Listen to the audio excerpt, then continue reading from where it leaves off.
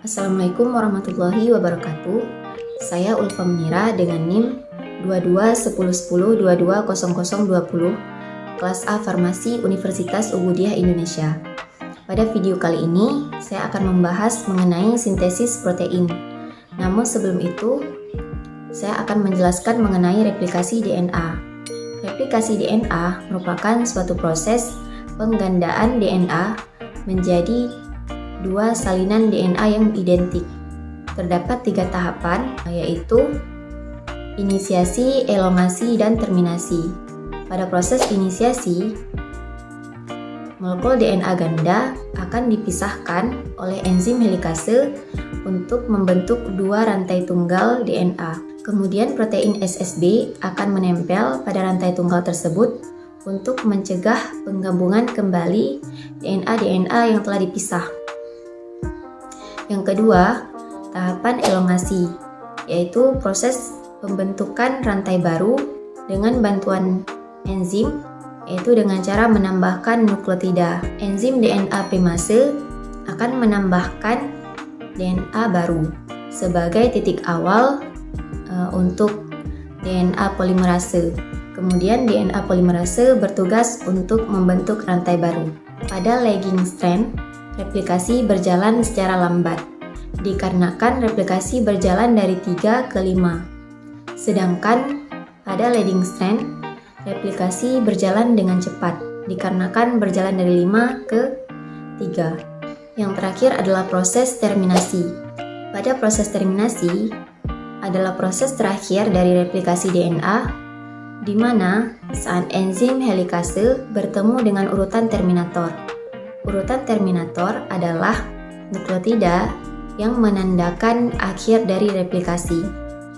Baik, setelah kita membahas mengenai proses replikasi DNA, selanjutnya kita akan membahas mengenai sintesis protein.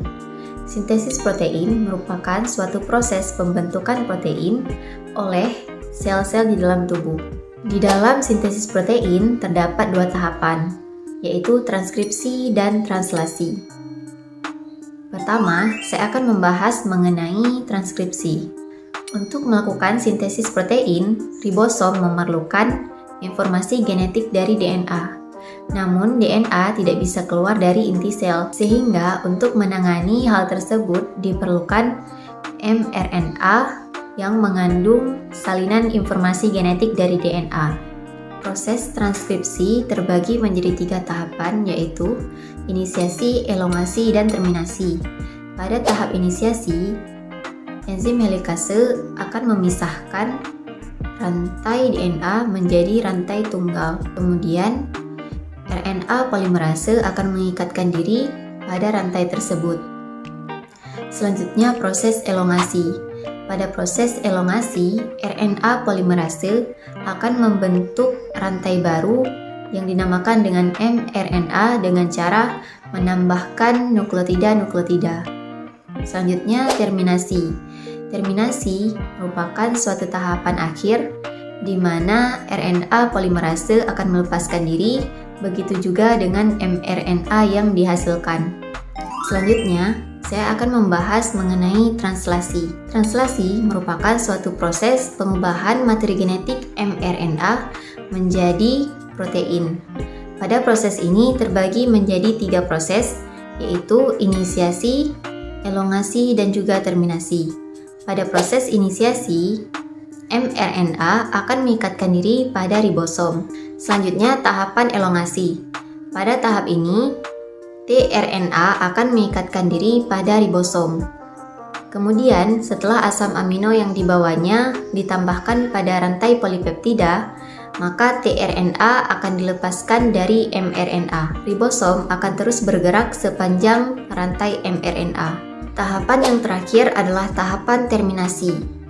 Proses translasi akan berakhir saat ribosom bertemu dengan codon stop, yaitu UAG, UGA, atau UAA.